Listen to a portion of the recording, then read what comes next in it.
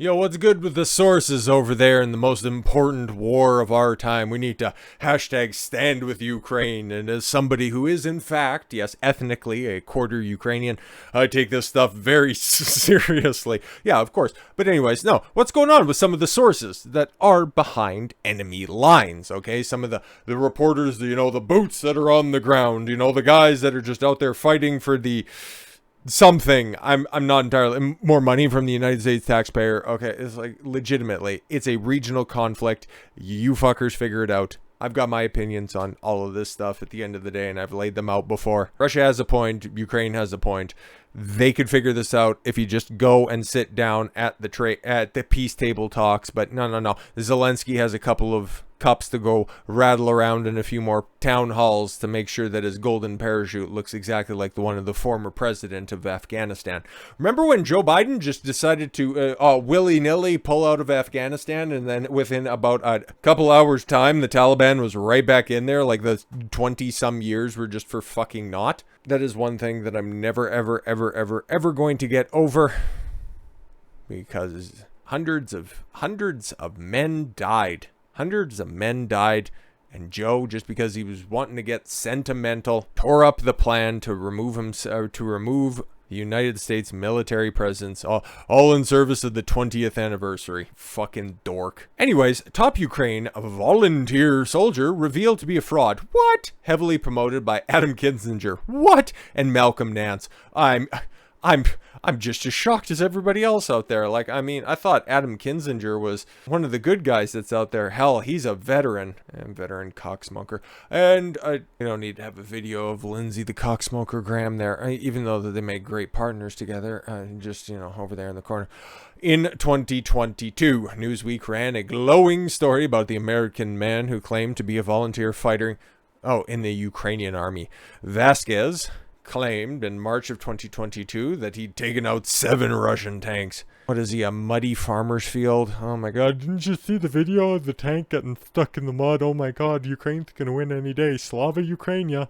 Former Illinois representative and CNN contributor Adam Kinzinger advocated for Vasquez, urging Twitter to verify his account, and posed in pictures with him. Of course, were you both fully clothed? We know your proclivities, you little crying bitch. Only the story of Vasquez joining the Ukrainian army turned out to be a fake. What?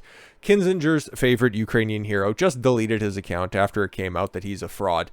What? Jack Posobiec said. Malcolm Nance, who also is also a supporter of Vasquez, responded to the allegations against Vasquez as revealed by the current member of the Ukrainian Armed Forces, saying that he and others had advised Vasquez to get off Twitter and get his life back in order and come back to support Ukraine in a legal construct. He took that advice.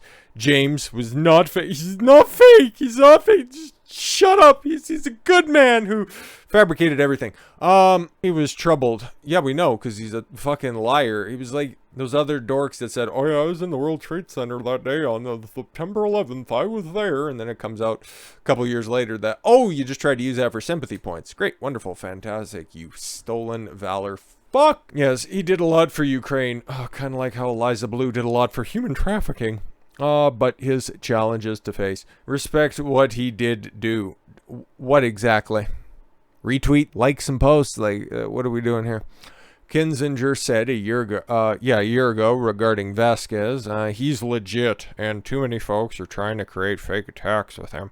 I have a bill in Congress to deal with this, since this was happening to me for so long. Vasquez works with Ripley's Heroes, which claims to provide critically needed non-lethal and humanitarian resources to qualified and experienced heroes who have interrupted their own lives and put themselves in harm's way to help save others. So he's a NGO veteran outreach program. In theory, it sounds like a great plan, but if he also made all that stuff up as well, because again, it's another one of those things that sounds good and will just end up drumming up a chorus of, he just does good work, don't criticize him. Where have we heard all this shit before? Ripley's Heroes is not a not-for-profit, though they are collecting donations. Interesting.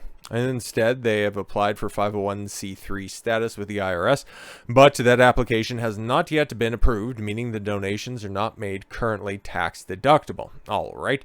He's listed on Ripley's Heroes under the Heroes section. A team of Ukrainian warriors supplemented by experienced former British and U.S. combat veterans.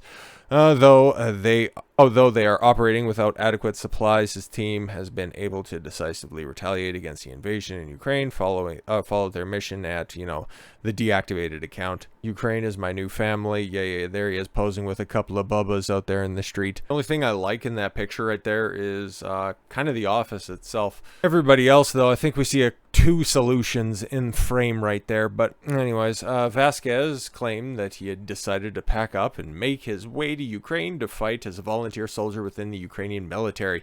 That's nice. A report from Ripley's Heroes said that after spending months fighting alongside the Ukrainians, documenting the war through the verified J.M. Vasquez 1974 Twitter account, James' impact was more profound than he realized. Oh my god, that sounds like fucking biography that you'd use when you present something to the class. Ugh. After coming back to the U.S., Vasquez held fundraisers for Ripley's Heroes. He also engaged in Sights of Freedom North American tour in October 2022.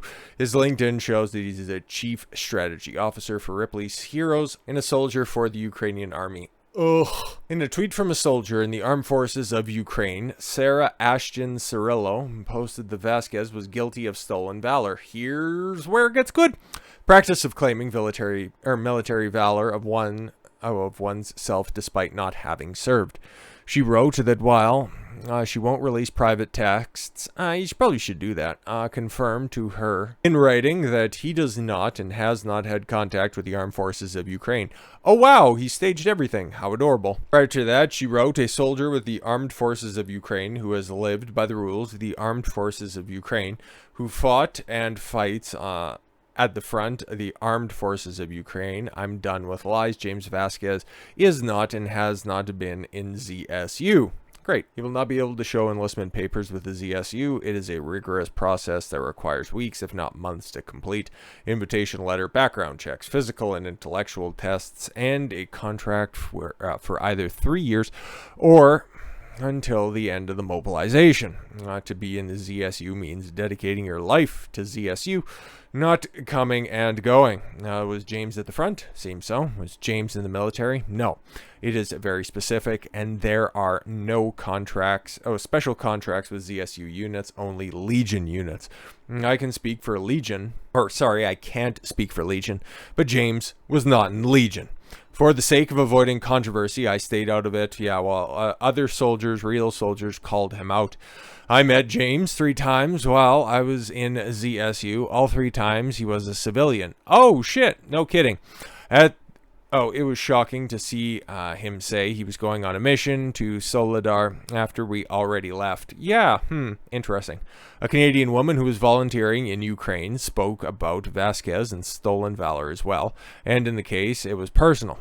She said that Vasquez had lied, scamming and misusing people's donations. Lying about where you are on the front line, endangering other soldiers by releasing photos and videos that can be geolocated or doxing them. Yeah, man, while I might not have the most politically correct take on the entire war or really care all that much about a quarter of my motherland, when it comes to the soldiers and the civilians and everybody who's actually dying instead of the politicians that are profiteering off of all this stuff, my sympathy goes out to them because they didn't ask for any of this stuff. They expected to have leadership and safety afforded to them by the government, but instead, hey man, they just get to play out a proxy war that's just trying to drain several of the largest countries on Earth. And in doing so, the U.S. at said point in time is practically out of ammunition, and Russia is as well. So while the U.S. can replenish,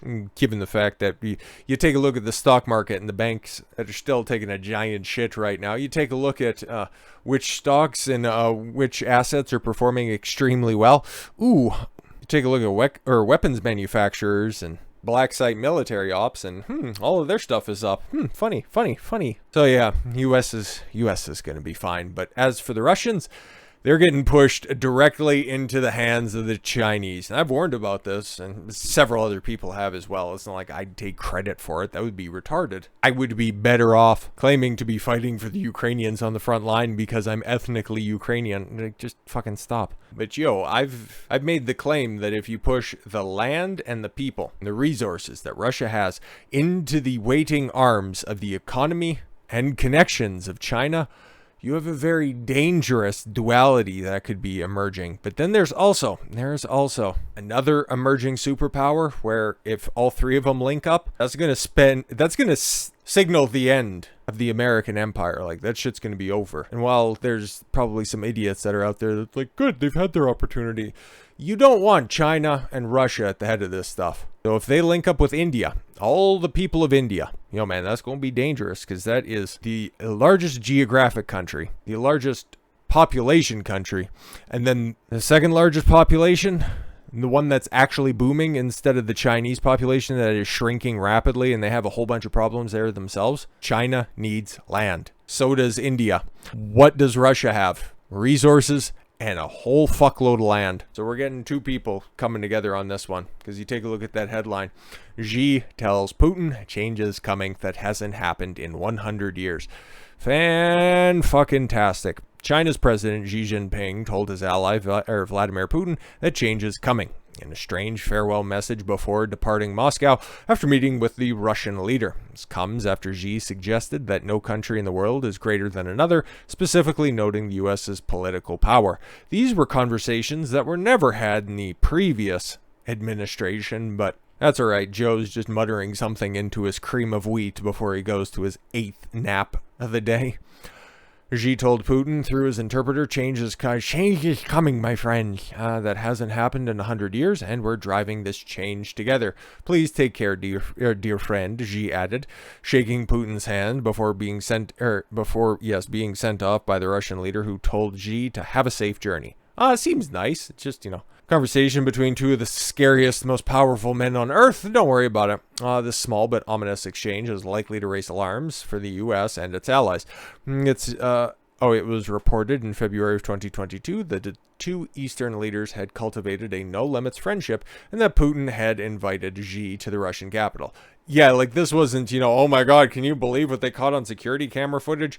Look at all the people that were there, okay? Like, they wanted that show and that display of friendship to be leaked out for the world to see. Because they probably formalized some stuff behind closed doors that are far more detrimental to the world order than that, so. Daily Mail reported that China and Russia have rejected what they perceive to be an attempt by the U.S. to install a unipolar world controlled primarily by Washington. Yeah, the globalist world order that answers to Washington. No fucking chance. However, the meeting between Xi and Putin was not all pomp and circumstance. The two signed a number of memorandums and agreements that are apparently meant to boost bilateral cooperation on several fronts, according to the new report. There's currently no reported evidence that China has agreed to enter into a military political pact with Russia amid the conflict in Ukraine. The disturbing farewell between the two European powers came after Putin had vowed to respond to British efforts to send ammunition involving depleting uranium to Ukraine, and adding that the UK had increased the risk of nuclear collision. Yeah, no, we're not sending nukes over there. We're just sending uranium. Are you fucking stupid? What do you think, we're retarded? Do you actually think that we're that dumb? Belarus President Alexander Lukashenko followed the news that the UK was sending uranium-ridden ammunition to Ukraine, suggesting that Russia has much more than just depleted uranium.